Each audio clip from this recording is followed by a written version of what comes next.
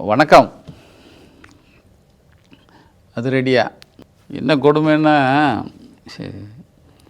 ஈரானு,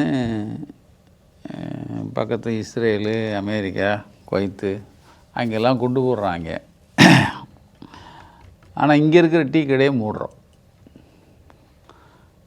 என்னங்கடா சுதந்திரம்? எனக்கு ஒன்றும் புரியலை. ஏடா அங்கே அவங்களுக்குள்ளே அடிச்சுக்கிறான். ஆனால் நம்ம ஊரில் இருக்கிற டீ கடையும் டிஃபன் கடையும் மூடுறான்னா எந்த லட்சணத்தில் நம்ம வாழ்ந்துட்டுருக்கோம்? இதில் நாம் சுதந்திர நாடு, என்ன நாம் நம்மளை நம்பி வாழ்ந்துட்டுருக்கோன்னு மத்தியில் ஒரு புருடா வர்றாங்க. சரி, அதுக்குள்ளே போகல. அது என்னென்னா, அதை பேசுகிறதுக்கு ரொம்ப பெருசுக்கெல்லாம் இருக்குது. உலக அரசியல், இந்த போர் அரசியல் விட இன்னொன்று முக்கியமான விஷயத்த சொல்லணும்ல. ஏன்னா நேற்று திரிசா விமான நிலையத்தில் தாவேக்கா தலைவரோட காரில் வந்து இறங்குச்சுன்னு சொல்லிக்கிட்டாங்க. இறங்கி அப்படி எல்லோரும் மேடம் எப்படி திருச்சியில் சார் 30 பேர் செத்துட்டாங்க சார்னாங்கல்ல. அப்போ எப்படி நம்மால் போனார்ல, என்ன காதில் பஞ்சு வச்சுக்கிட்டு, அது மாதிரி அதே பஞ்சை இப்போ திரிசாட்ட கொடுத்துட்டாரு. அந்த அம்மா அப்படி ஸ்டைலாக காதில் பஞ்சு வைக்கல, பஞ்சு வச்ச மாதிரி போயிடுச்சு நேற்று. இன்றைக்கி அதே விமான நிலையத்தில், தனி விமானத்தில் கிளம்பிட்டார். நீங்கள் எதையும் ஒத்து வச்சுக்காங்க, நடந்தது சொல்கிறேன். இப்போ அது பல பொருளி வந்துகிட்ருக்கு. அது வேறு, அதுக்குள்ளே போகல. அதுவும் சில இதை தோணுன்னா சாக்கடை வரும், சாக்கடையாக இருக்கும்ல, அது மாதிரி அதுக்குள்ளே போகல. ஆனால் ஒரு வளர்ந்து கட்டவன், நீங்கள் வந்து அறிவு வளர்ந்துச்சா இல்லையா, அதான் இல்லை, அறிவு இல்லை, ஆனால் வளர்ந்துருக்கான். அவன் சொந்த மச்சினை யார், இந்த வளர்ந்துக்கிட்டு இருக்கான்ல, வளர்ந்துக்கிட்டவனுடைய சொந்த அவன், அதாவது எந்த வீட்டில் புகுந்து பொம்பளை பிள்ளைய தூக்கிட்டு போய் சொத்துக்காக கட்டினாங்களோ அந்த பிள்ளையோட அண்ணன் அவன் வந்து பேட்டி ஒன்று கொடுத்துருக்கான். அவன் யார், வேறு யாரும் இல்லை, லாட்ரி அதிபர் மார்ட்டின் மகன். அவர் தான் சொல்கிறார், லாட்ரி மகன். அவர் சார்லஸ்ன்னு பேர். அவர் பேர். அவர் சொல்கிறாரு, ஆதவ் அர்ஜுனா தமிழக வெற்றி களத்தில் இணைந்தது முதல், நான் சொல்ல வந்து அந்த வளர்ந்து கெட்டவன் அவன் தான், ஆதவ் அர்ஜுன் ரெட்டி அவன் பேர். வளர்ந்து கெட்டவன், அதாவது ரொம்ப கெட்ட வார்த்தையில் திட்டணும், கொஞ்சம் அடக்கி வாசிக்கிறேன். உங்கள் நலம் விரும்பியாக நான் ஒரு உண்மையை உறக்க சொல்லிக்கொண்டே இருக்கிறேன். யார், விஜய்க்கு சொல்கிறான். தாவேகாவுடன் எந்த கட்சியும் கூட்டணி வைக்க முடியாமல் முட்டுக்கட்டை போடுவது ஆதவ அர்ஜுனா தான். இதற்கு பின்னால் அவனுடைய சுயநலமும் அதிகார பசியும் மட்டுமே இருக்கிறது. கரூரில் 41 அப்பாவி உயிர்கள் பறிபோன அந்த கோர சம்பவத்துக்கு பின்னணியில் சகுனியாக இருந்து காய் நகர்த்தியவன் இவன் தான். இதுதான் முக்கியம். யார், சொந்த மச்சினை, தான் பொண்டாட்டியுடைய தம்பியோ அண்ணனோ, அவனே சொல்கிறான் 41 பேர் செத்தாங்க கரூரில், அதுக்கு சகுனியே இவன் தான்டா அப்படின்னு ஆதாரத்தோடு அவன் பேசுகிறான். சிபிஐ விசாரணையில் இவனது முகத்திரை கிழியும் என்பது உறுதி. செல்லும் இடமெல்லாம் தன்னைத்தானே தலைவனாக காட்டி அமைக்க முயல்வது இவனது வழக்கம். அதுக்கு அடுத்து நிறைய சொல்லியிருக்கான். இப்போ எதுக்கு வரேன்டா, மறுபடியும் கரூரை பேச வைக்கிறாங்க. ஏன்னா நம்ம விட்டுட்டு மறந்துட்டு போல், சரி விட்டுட்டு அடுத்த கட்டம் போனால் இவங்க என்ன பண்ணுறாங்க, கரூர் வந்து பாசியான் க்ளவுட்ஸ் மாதிரி அப்படி கொண்டு போயிடணும் அப்படின்னு கொஞ்சம் பெரிய ஆளுகளும். கரூர் வந்து அவருக்கு பெரிய கெட்ட பேர் இல்லை, இப்போ சங்கீதா தான் பெரிய கெட்ட பேர். சங்கீதா வந்து பெண்ணினத்துக்கு செய்கிற மிகப்பெரிய ஒரு, என்ன சொல்கிறது, அதாவது ஒரு அந்த பெண்களை மதிக்கிறான்ல, பூரா வேஷம், சொந்த பொண்டாட்டியை அது அது ஒன்றும் பெரிய விஷயம் இல்லை, அது அவ்வளோ ஒர்த்து இல்லைங்கிறான் ஒருத்தன். ஏண்டா அதை வேற ரசிக்கிறாங்க அவன் கூட இருக்கிறான். ஏண்டா உங்கள் பொண்டாட்டியெல்லாம் ஒர்த்து இல்லைனாடா நீங்கள் சொல்லுவீங்க? 27 வருஷமாக அந்த அம்மா கூட குப்பை கொட்டியிருக்கு, அது ஒர்த்து இல்லை, அதை பற்றி சீரியஸாக எடுக்காங்கன்னு ஒருத்தன் சொல்கிறான். அவனும் இவங்களும் ஆமாம் ஒர்த்து இல்லை. டேய், அதுவும் என்னைக்கு பெண்கள் தினத்தில் பேசுகிறான், ஒர்த்து இல்லையா? உனக்கு சரியான பெர்த்து கொடுத்து உன்னை படுக்க வைக்கண்டா உன்னை. அது எல்லாம் இப்போ நியூஸ்.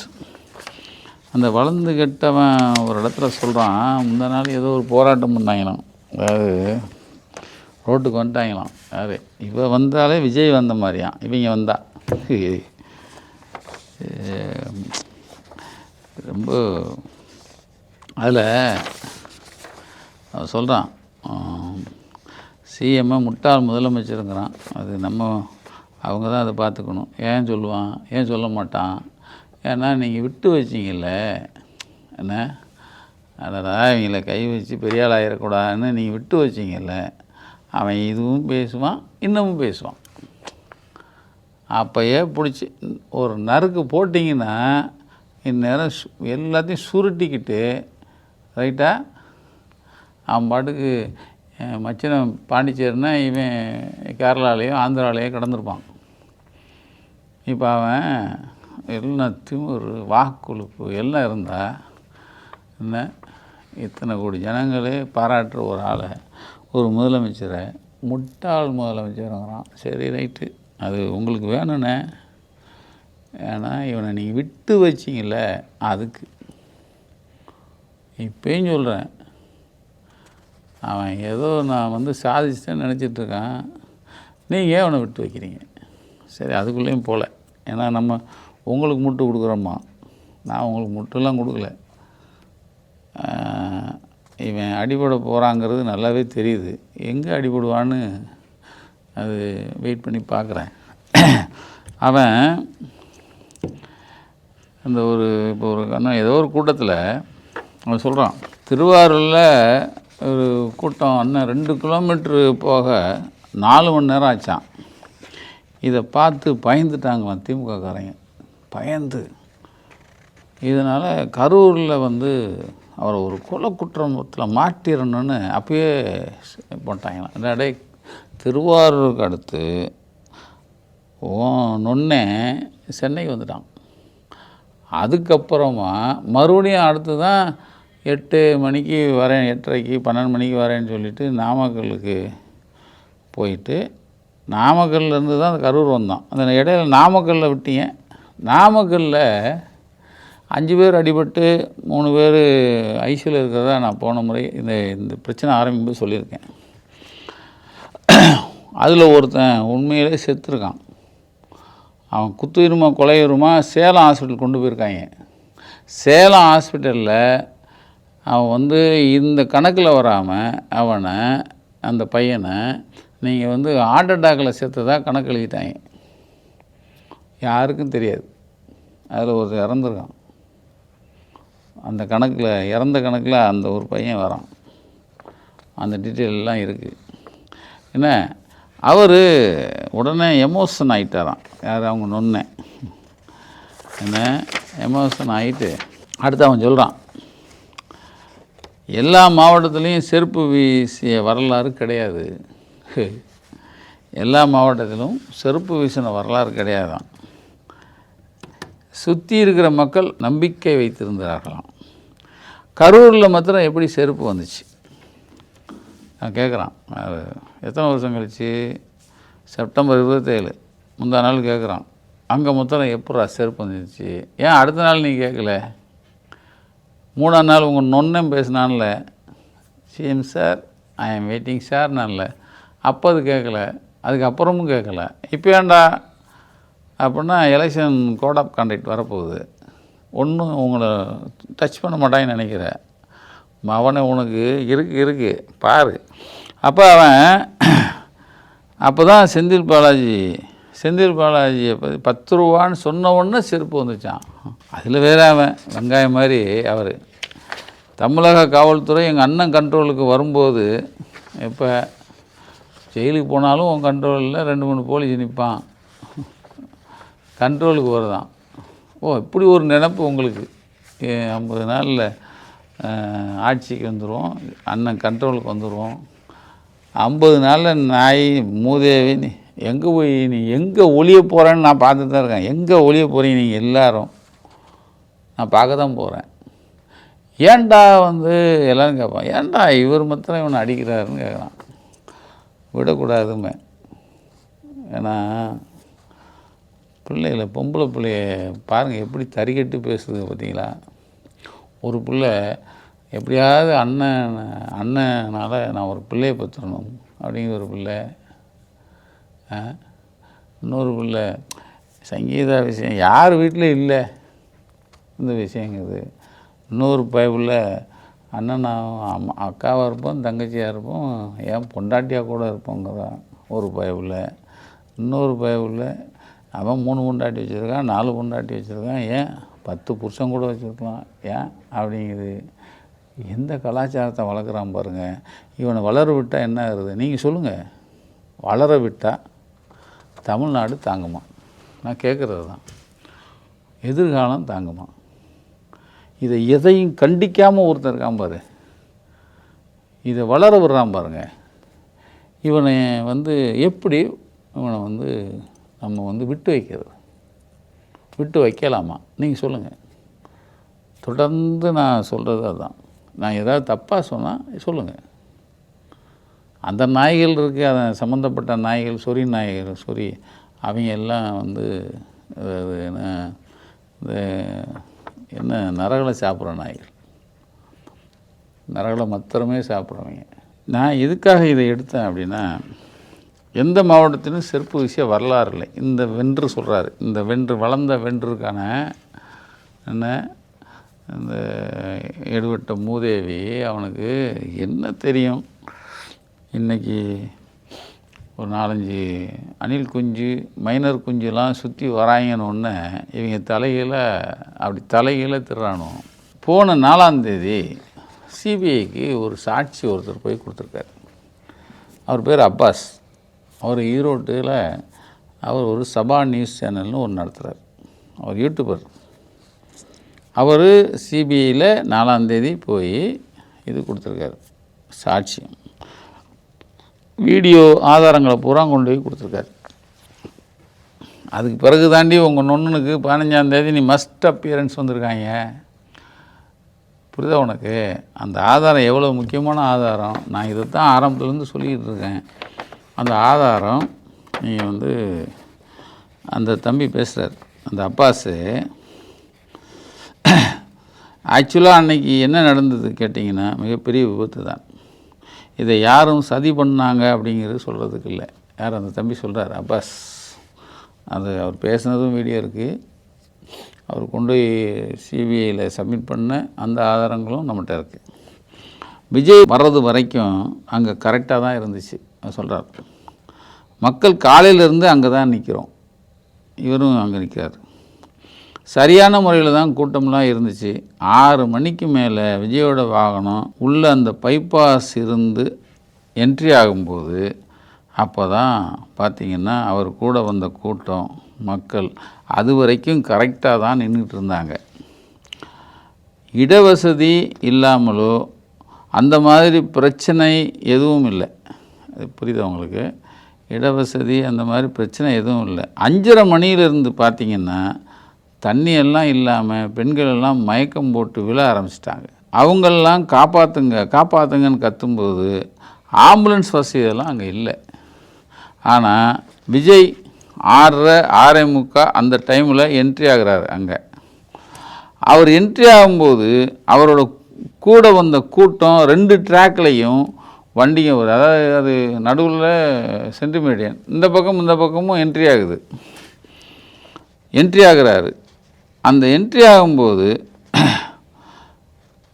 இந்த ட்ராக்கில் அவரோட மிகப்பெரிய வாகனம், அந்த முரட்டு பஸ்ஸு ஒன்று இருக்க நாதாரி, அவங்க எல்லாம் பயன்படுத்தின பஸ் இருக்குது பார்த்தீங்கன்னா, அந்த கேமரா எல்லாம் மாட்டின அந்த பஸ்ஸு, அந்த பக்கம் ட்ராக்கில் 2-3 கார்களும் வேறு வாகனங்களும் வருது.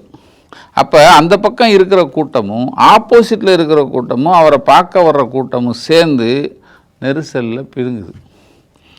அப்போ ஆல்ரெடி நின்றுட்டு இருந்த மக்கள் என்ன செஞ்சாங்கன்னு பார்த்திங்கன்னா, இங்கிட்டு இருந்து வரக்கூடிய கூட்டம், அவரை பார்க்கணுன்னு வரக்கூடிய கூட்டம், அவர் வண்டி இன்ச்சு பை இன்ச்சாக நகண்டுக்கிட்டு வருது. அப்போது அங்கே நின்றுக்கிட்டு இருந்த மக்களால் பேலன்ஸ் பண்ண முடியலை.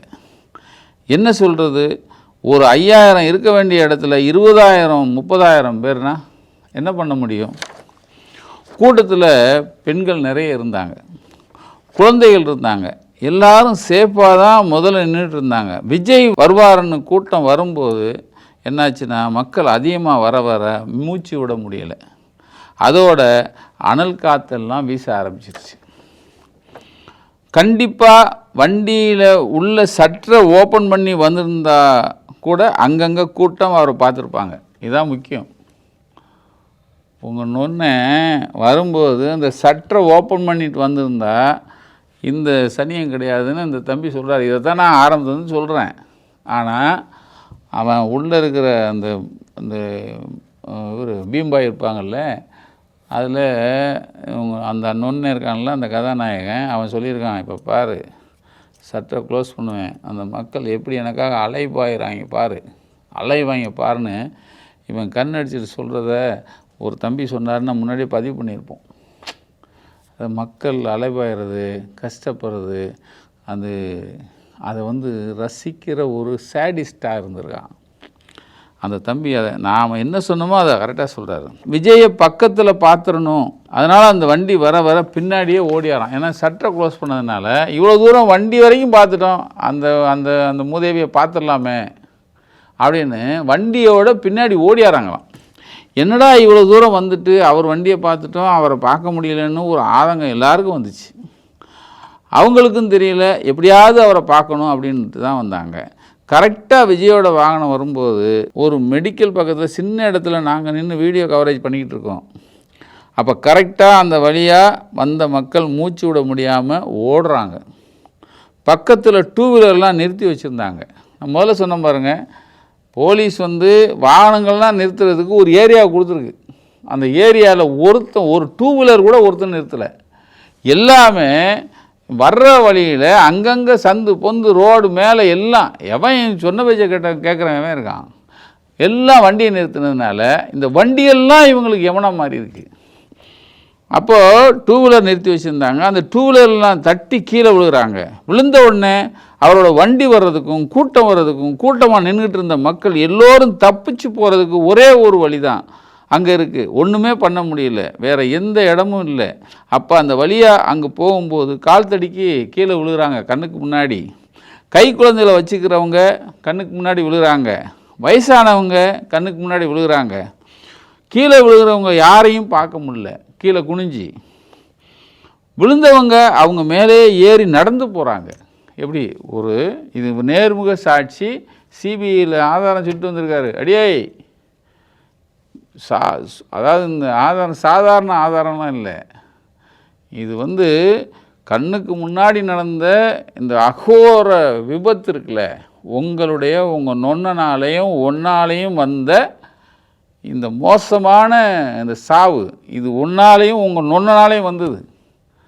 சும்மா ஈஸியாக செருப்பு எப்படி வந்துச்சான், செருப்பு ஒன்றே தான் கொல்லணும் ராஸ்கல், செருப்பு அப்படி விழுந்துச்சான் பொறுக்கி. ஏன் இத்தனை நாள் கழித்து சொல்கிறாத, அன்றைக்கே சொல்லு. அன்றைக்கே சொல்லியிருந்தா அப்போயாவது ரோசை இவன் உன்னை வெட்டியிருப்பாங்க பொறுக்கி. அப்போது வயசானவங்க விழுகிறாங்க, கை குழந்தை வச்சுருக்கிறவங்க விழுகிறாங்க, கீழே விழுந்தவங்களை யாராலையும் பார்க்க முடியல. விழுந்தவங்க அவங்க மேலேயே ஏறி நடந்து போகிறாங்க. ஏன்னா அவங்கவுங்க உயிரை காப்பாற்றணும், கீழே விழுந்தவங்களை காப்பாற்றுங்கன்னு கற்றுனாலும் காப்பாற்றலாம்னா பின்னாடி வரவன் அவங்க மேலே ஏறி ஓடுறாங்க. அதனால் நின்றுக்கிட்டு இருந்தவங்க இன்னும் தடுமாறி விழுகிறாங்க. கைகால் உடையுது, சத்தம் வேறு பயங்கரமாக இருக்குது. அதே நேரம் ஆப்போசிட்டில் பார்த்தீங்கன்னா ஒரு மரம், பூவரச மரம்னு சொல்லுவாங்க, அந்த மரத்தை ஒட்டி பார்த்தீங்கன்னா ஒரு சாக்கடை குழி ஒன்று. ஆல்ரெடி கூட்டம் வர்றதுக்கு முன்னாடி அதை சும்மா அட்டைப்பெட்டி மேலே சும்மா சாதாரண அட்டைப்பெட்டி வச்சு மூடி இருந்திருக்காங்க.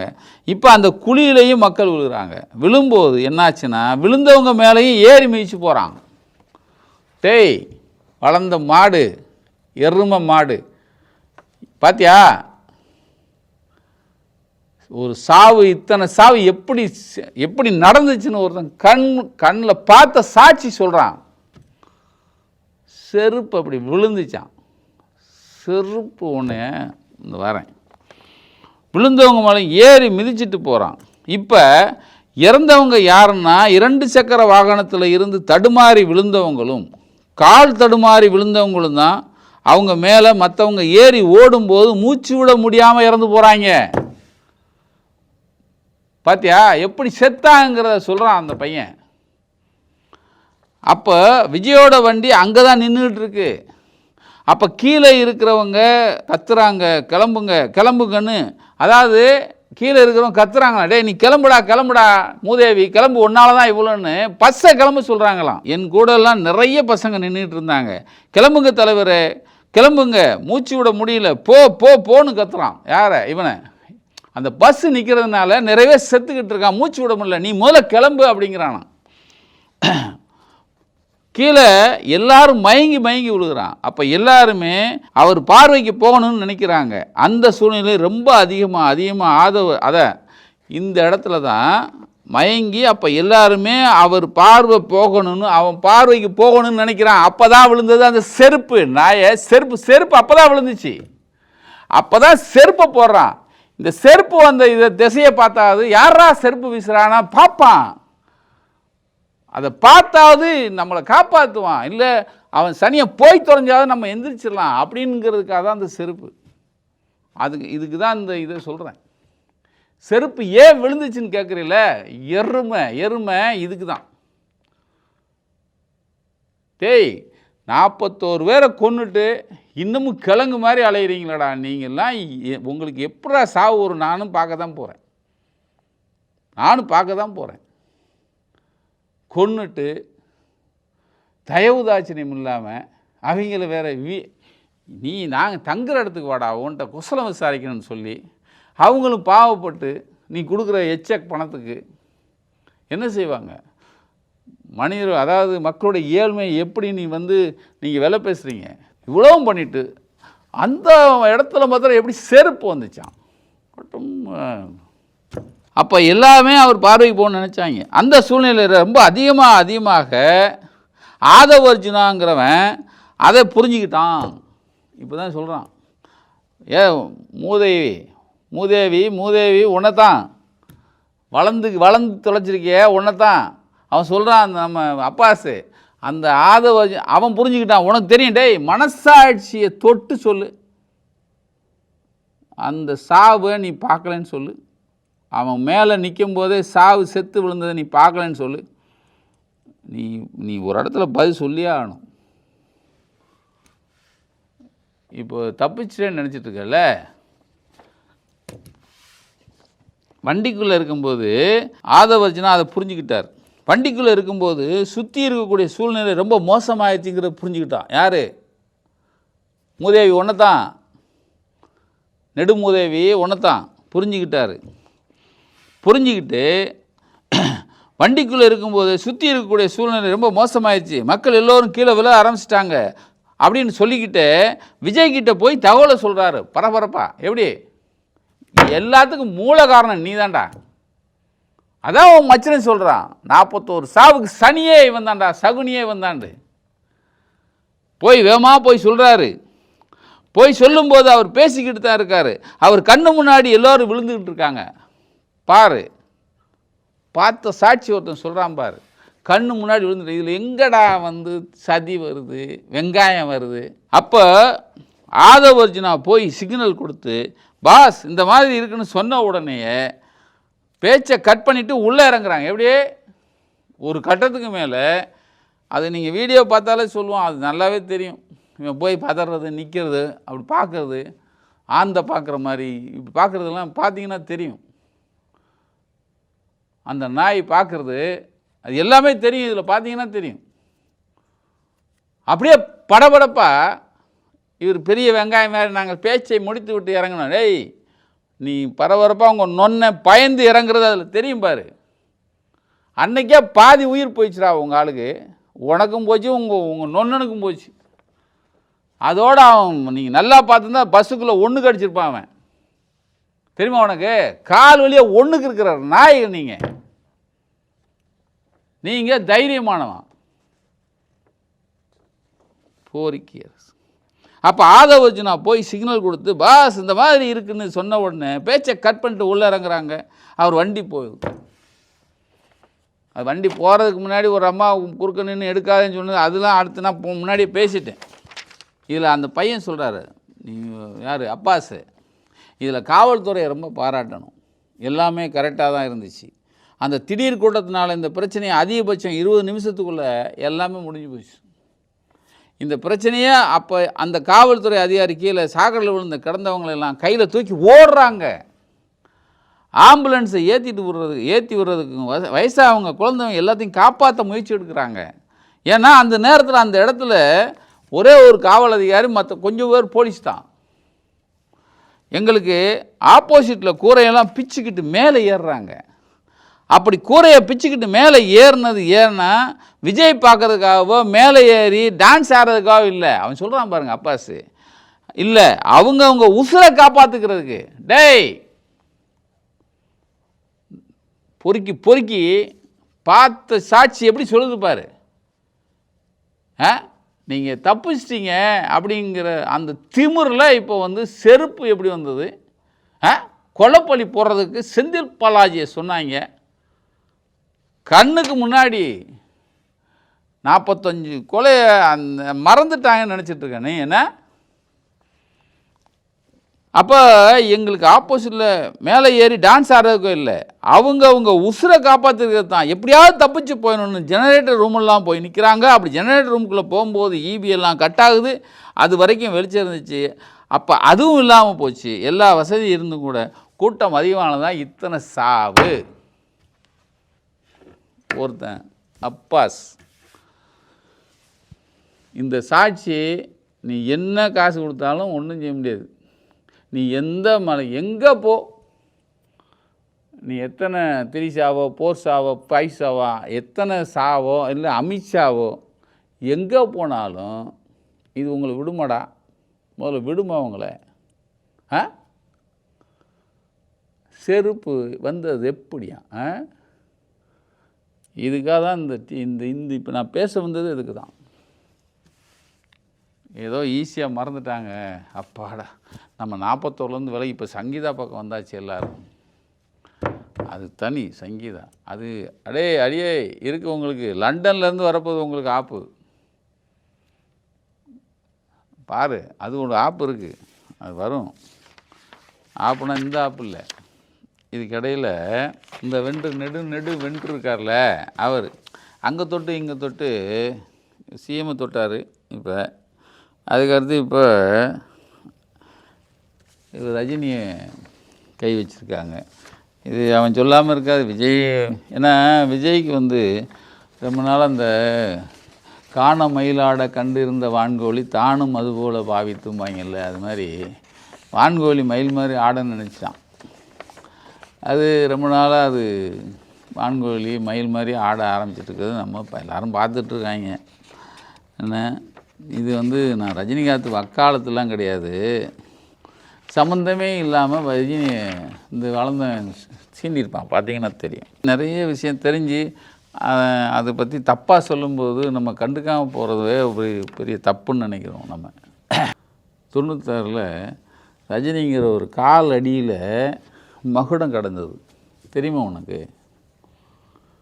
ஒன்றுக்கும் தெரியுமா? காலு கீழே மகுடம் கடந்தது வேணான்னு அதுக்கப்புறம் கலைஞர் மூப்பினார் இந்த கூட்டணி. அதுக்கப்புறம் 96ல் கலைஞர் முதல்வர் ஆகிறார்.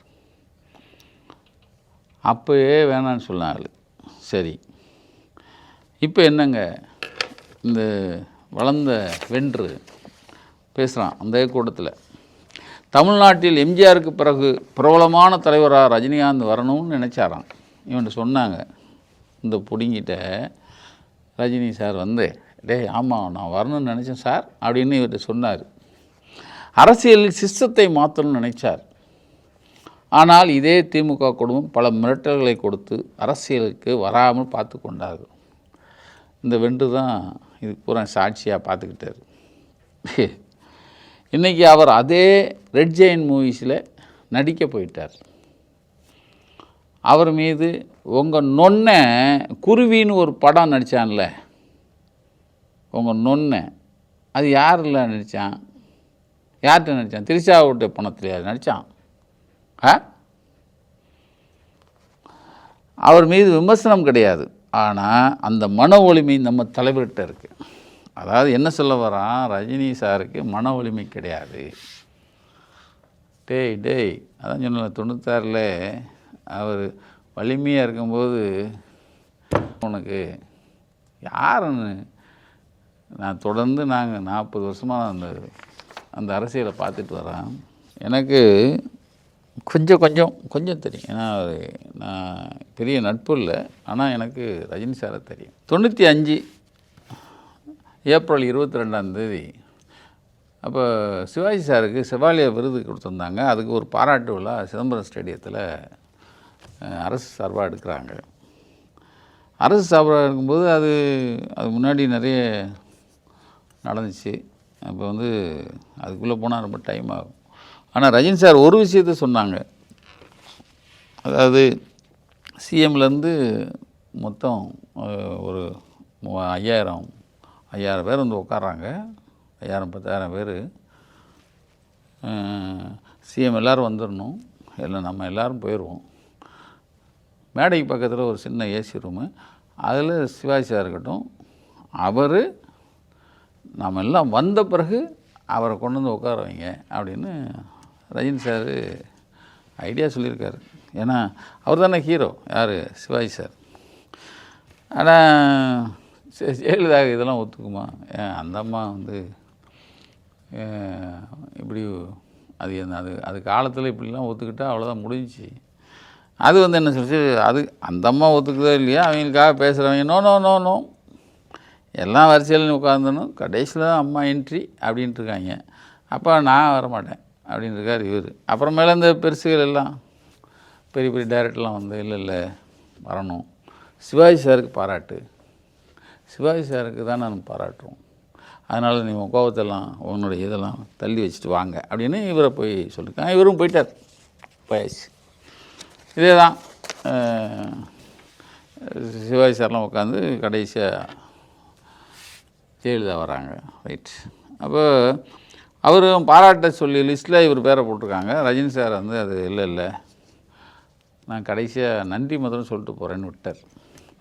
நன்றி முதல்ல சொல்கிறாருன்னொன்னே இவங்க ஒரு பேப்பரில் ஒரு பெரிய லிஸ்ட்டு நன்றி யாருக்கெல்லாம் சொல்லணும்னு ஒரு லிஸ்ட் அடித்து இவர்களுக்கு நன்றி அவர்களுக்கு நன்றி சொல்லி லிஸ்ட்டை அடித்து கையில் கொடுத்துருக்காங்க. இவர் கடைசியாக பேச போகிறாரு. அந்த லிஸ்ட்டை கையில் கொடுக்குறாங்க, பார்க்குறாரு. அப்படியே கசக்கி அப்படியே சோப்புக்குள்ளே வைக்கிறார். வச்சுட்டு நேராக சிவாஜி சார்கிட்ட போகிறாங்க. சிவாஜி சார் காலில் தொட்டு கும்பிட்றாரு. நல்லா கவனிங்க, சிவாஜி சார் ஜெயலலிதா இருக்குது, சிவாஜி சார் காலில் தொட்டு கும்பிட்றாங்க. நீங்கள் ஜெயலலிதா இருக்கும்போது இன்னொரு ஆளை தொட்டு கும்பிட்டாலே ஜெயலலிதா பிடிக்குமா? ஜெயலலிதா இருக்கும்போதே இன்னொருத்தர் காலை தொட்டு கும்பிட்ட ஒரே தைரியசாலியே மூதேவி. டேய் நீ சொல்கிற மன வலிமை இவங்க நொன்னுக்கு இருக்கான். டேய் ஐயோ உனக்கு என்னடா தெரியும்? அதுக்கப்புறமும் ரஜினி சார் பேசுனது சொல்கிறேன், படிக்கிறேன் பாரு. அதாவது பாராட்டி பேசுகிற லிஸ்ட்டை பைக்கில் வச்சுக்கிட்டாரா, வச்சுட்டு மைக்கை பிடிக்கிறாரு. இந்திய திருநாட்டின் இணையில்லாத கலைஞர் நடிகர் திலகம் சிவாஜி சார் அவர்களின் உடல் நலத்துக்காக அரை நிமிடம் எல்லோரும் எந்திரிக்கணுங்கிறார். மஸ்ட்டு மைக்கை பிடிச்ச உடனே ஜெயலலிதாவிலேருந்து எல்லோரும் எந்திரிச்சு நின்னாங்க. அரை நிமிஷம். அது தெரியுமா உனக்கு? ஜெயலலிதாவை அந்த கூட்டத்தில் நிற்க வச்சு சிவாஜி சாருக்கு ப்ரே பண்ண வச்ச ஒரு பெரிய தைரியசாலி உனக்கு என்ன தெரியும், உங்கள் நொண்ணுனுக்கு தெரியுமா? அப்போல்லாம் அவன் வந்து பால் சாப்பிட்டுட்ருப்பான். நீ எங்கேயாவது எங்கே இருந்த, அந்த வயசு என்ன இருக்குன்னு தெரியல, நீ அப்போயாவது எங்கேயாவது ஒரு பொட்டை நாய் பின்னாடி ஆண் நாய் ஓடுற மாதிரி ஓடிட்டு இருந்திருப்ப. அப்போ அடுத்து சொல்கிறார், அடுத்து முதல்ல ஜெயலலிதா நிறைய பாராட்டிட்டு, இந்த மாதிரி விழா எடுத்ததுக்கு பாராட்டு அப்படி இப்படிலாம் நிறைய சொல்லிவிட்டு அடுத்து ஒரு பிரேக் விடுறார். பிரேக் விட்டு இதான் முக்கியம், நான் அதெல்லாம் படிக்கலைன்னா நேராகும். நான் இப்போ ரொம்ப டென்ஷனாக இருக்கேன். எது மைக்கை பிடிச்சி ஜெயலலிதா உட்காந்துருக்கு, சிவாஜி சார் இருக்காங்க மேடையில், ஸ்ரீதேவிலேருந்து சிரஞ்சீவிலேருந்து மம்முட்டியிலேருந்து எல்லா பெரிய கமலஹாசன்லேருந்து எல்லா பெரிய நடிகர்கள்லாம் உட்காந்துருக்காங்க, 10,000 பேர் உட்காந்துருக்காங்க. அந்த மத்தியில் சொல்கிறார், நான் இப்போ ரொம்ப டென்ஷனாக இருக்கேன் அப்படின்னு முதலமைச்சர் பக்கம் திரும்புகிறார். யார்? சிஎம். யார்? அப்போ ஜெயலலிதா பக்கம் ஒரு சொடக்கு ஒன்று போடுறார். நம்ம ஆள் போட்டுட்டு, நீங்கள் திறந்து வச்சிங்களே, யார்? ஜெயலலிதா பார்த்து சொல்கிறார், திறந்து வச்சிங்களே பிலிம் சிட்டி, அதை திறந்து வைக்கும்போதே சிவாஜி கணேசன் அவர்களை கௌரவிச்சிருக்கணும், ஆனால் நீங்கள் அதை செய்யலை. அது அந்த மேடையில் ஜெயலலிதாவை பார்த்து பேசுகிறாரு, ஆனால் நீங்கள் அதை செய்யலை, அவரை நீங்கள் மதிக்கலை. விழா மேடையிலேயே சிவாஜி சார் அவர்களை உட்கார வச்சு அவரை கௌரவப்படுத்தியிருக்கணும், அதை நீங்கள் செய்யலை. அது தவறு. தவறு செய்கிறது மனித குணம், தவறை திருத்திக் கொள்வதுதான் மனிதத்தனம் அப்படின்னு ஜெயலலிதா பார்த்து காரசாரமாக தான் கருத்தை வெளிப்படுத்துகிறார்.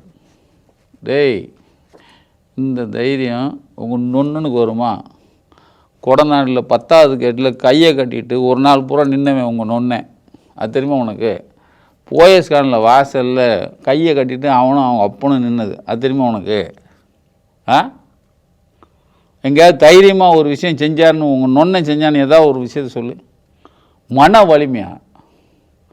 30 பேர் செத்துட்டாங்க சார் அப்படின்னு சொன்னோடனே ஐயோன்னு ஓடினானே, அது மன வலிமையா? 41 செத்துட்டாங்கன்னு ஐயோன்னு வீட்டுக்குள்ளே 4 நாளாக சடங்கான பிள்ளை மாதிரி உட்காந்தானே, அது மன வலிமையா? ஏதோ டெய்லி வந்து காலையிலேருந்து நீங்கள் வந்து சாயந்தரம் வரைக்கும் அவர் மக்களை பார்க்குறாரா?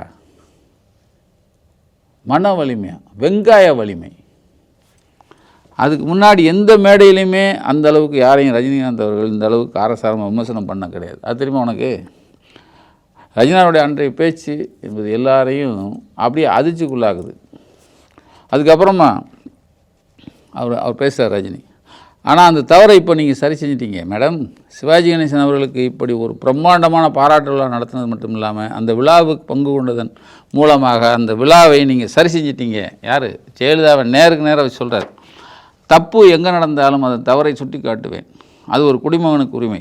ஒரு நடிகன் அப்படிங்கிற உரிமையில், சினிமா துறையில் தவறு நடக்கும்போது அதை கேட்கக்கூடிய உரிமைங்கிறது கூடுதலாகவே எனக்கு இருக்குது அப்படின்னு ரஜினிகாந்த் அவர் தன்னுடைய பேச்சை தொடர்ந்த போது தான் தமிழக முதலமைச்சராக இருக்கக்கூடிய ஜெயலலிதாவை பார்த்து எல்லோருமே நடுநி கொண்டிருந்த அந்த காலகட்டத்தில் ரஜினிகாந்த் மாதிரி ஒருத்தர் ஜெயலலிதா அவர்களை மேடையில் வச்சுக்கிட்டே இந்த அளவு துணிச்சலாக விமர்சனம் பண்ண முடியுமா அப்படிங்கிற மிகப்பெரிய பிரமிப்பு எல்லார் மத்தியிலும் ஏற்பட்டது. தமிழ்நாடு மட்டுமல்ல, இந்தியா முழுக்க பல்வேறு பத்திரிகைகள் அதை செய்தியாக வெளியிட்டாங்க. ஸ்டார் வார்ஸ் அப்படின்னு போட்டு ஜெயலலிதா, ரஜினிகாந்த் விசஸ் ஜெயலலிதான்னு போட்டிருந்தாங்க. அந்த அளவுக்கு ரஜினிகாந்த் அவர்களின் துணிச்சல் எப்பவும் இருந்திருக்கிறதுங்கிறது இந்த தலைமுறைக்கு தெரியாது. புரியுதா உனக்கு? நீ சொல்கிற மன வலிமை அவருக்கு இல்லை. டேய், கட்சி ஆரம்பிக்கிறேன்னாரு, ஆனால் நான் 96லேருந்து சொல்லுவேன் அவர் கட்சி ஆரம்பிக்க மாட்டார் அப்படின்னு. ஏன்னா அது அமைதியை விரும்புகிறவர். ரெண்டாவது, இந்த கரைச்சல் இந்த விஷயம்லாம் நம்ம வந்து பண்ண முடியுமா? வேணாம், நம்மளால் எதுக்கு அப்படின்னா அவர் ஒரு ஒரு முடிவெடுத்து ஒதுங்கிட்டார். இதை அவங்க பயன்படுத்தலாம், இவங்க ஒரு ஓப்பனாக சொல்லுவார். தெரியுமா உனக்கு? திருவள்ளூருக்கு காவி பூசின மாதிரி எனக்கும் காவி அடிக்க பார்த்தாங்க அப்படின்னாரு.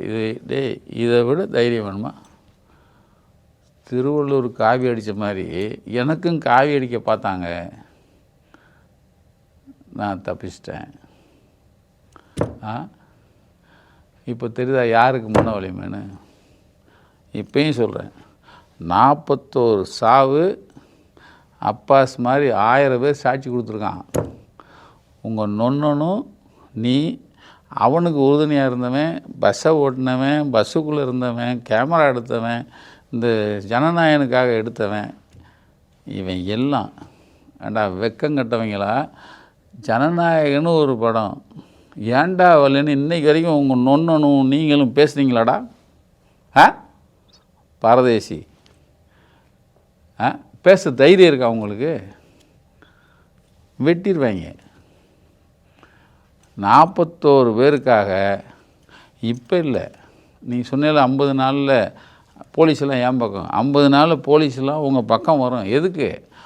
உங்களை தூக்கி உள்ளே வைக்க. இந்த வளர்ந்து கட்டவனை மூதேவி, நீ ஒரு 2-3 நாளைக்கு முன்னாடி இங்கே ஏதோ ஒரு போராட்டம்னு காலுன்னு கற்றுனேல்ல, அதில் இன்னும் 50 நாள் பொறுத்துங்க இந்த போலீஸ்லாம் நம்மகிட்ட வந்துடும் அப்படின்னா. போலீஸ் எதுக்கு வரும்னா, இந்த ஒரு படத்தில் மைண்ட் வாய்ஸ்ன்னு சொல்லி நீங்கள் சவுண்டாக பேசுனீங்கன்னு விவேக்கிட்ட நடிகர் சொல்லுவார். அது மாதிரி அந்த கூட்டத்தில் ஒருவேளை எஸ்ஐடி ஹைகோர்ட் போட்ட மாதிரி தமிழக அரசு இதை என்கொயரி பண்ணியிருந்தாங்கன்னா, அதாவது நான் முதற்கொண்டு அவன் சொல்கிறான், நீ அந்த மேடையில் பேசுனது யார், இந்த வளர்ந்து கட்டவன் பேசுனது, ஒரு ஆஃபீஸரை வச்சு தமிழக அரசு மாத்திரம் இதை விசாரிச்சுருந்தாங்கன்னா, நான் முதற்கொண்டு, நான்னா அவனே அந்த இலவையே சொல்லிக்கிறான், நான் முதற்கொண்டு, அருண்ராஜ் முதற்கொண்டு, அண்ணன் ஆனந்த் இந்த புஷி ஆனந்த் முதற்கொண்டு இன்றைக்கி ஜெயிலில் களி தின்னுக்கிட்டு தான் இருப்போம் அப்படின்னு மைண்ட் வாய்ஸ்னு அவனே சவுண்டாக பேசிவிட்டான். ஆக இதுலேருந்து என்ன தெரியுது, நீங்கள் எல்லாம் ஜெயிலுக்கு போயிருப்பீங்க, போக வேண்டியவன், நம்ம தப்பு பண்ணியிருக்கோம், நம்மெல்லாம் ஜெயிலுக்கு போக வேண்டியவன், சிபிஐ கேட்டதுனால தப்பிச்சோம் அப்படின்னு மைண்ட் வாய்ஸு, நீ மைண்ட் வாய்ஸ் நினச்சி நீயே கத்திட்டலாம் மூதேவி. மனசாட்சி அது, மனசாட்சி அது. நிச்சயமாக நீங்கள் எல்லாரும் ஜெயிலுக்குள்ளே கழிதிங்கிற நாள் ரொம்ப தூரம் இல்லை. நன்றி. நக்கீரன் டிவிக்கு சப்ஸ்கிரைப் செய்யுங்கள். உங்கள் ஆதரவே எங்கள் பலம். ஆசிரியர்களுக்கு நண்பனாகவும் மாணவர்களுக்கு ஆசானாகவும் திகழும் தேர்வு வழிகாட்டி. ஒவ்வொரு பாடத்திற்கும் அனுபவமிக்க ஆசிரியர்களின் துல்லியமான தெளிவான விடைகள். CNC இருக்கு, தேர்வு பயம் எதற்கு? இது தீரன் பப்ளிஷிங் ஹவுஸ் விற்பனை வெளியீடு.